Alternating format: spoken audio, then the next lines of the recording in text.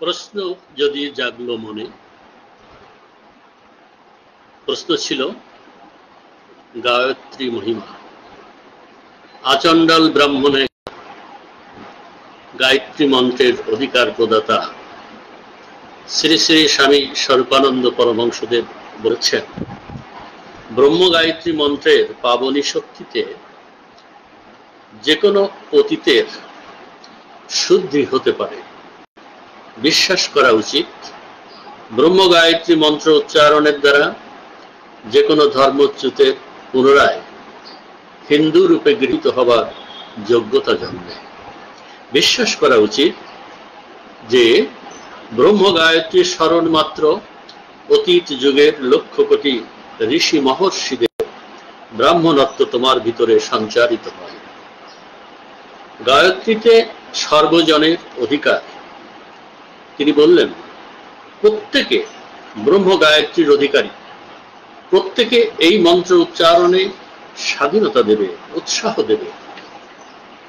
স্ত্রী, শূদ্র, ডোম, পতিত, ব্রাহ্মণ প্রভৃতি কাউকে এই পাবন মন্ত্রের অধিকার থেকে বঞ্চিত রাখা চলবে না।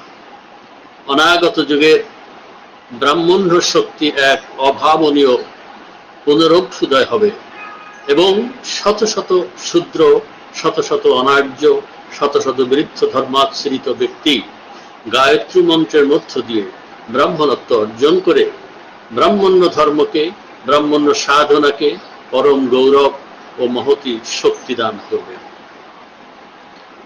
ব্রহ্ম গায়ত্রী জপকালীন মনোভাব, এ প্রসঙ্গে তিনি বললেন, ব্রহ্ম গায়ত্রী মন্ত্র ব্রাহ্মণত্ব স্ফুরণের মন্ত্র। এই মন্ত্র জপ বা উচ্চারণের কালে মনে মনে এই দৃঢ় বিশ্বাস রাখবে যে তুমি স্ত্রী বা পুরুষ যাই হও না কেন এবং উচ্চ বা নিচ যে বংশেই জন্মে থাকো না কেন, গায়ত্রী স্মরণের সঙ্গে সঙ্গেই তুমি ব্রাহ্মণত্ব লাভ করছো। ব্রহ্ম তেজ তোমার ভিতরে স্ফুরিত হচ্ছে। ব্যাস, বশিষ্ঠ, বাল্মীকি ও বিশ্বমিত্রাদি তপসিদ্ধ ঋষিদের অতুলনীয় সামর্থ্য তোমার মধ্যে পুঞ্জীভূত হচ্ছে।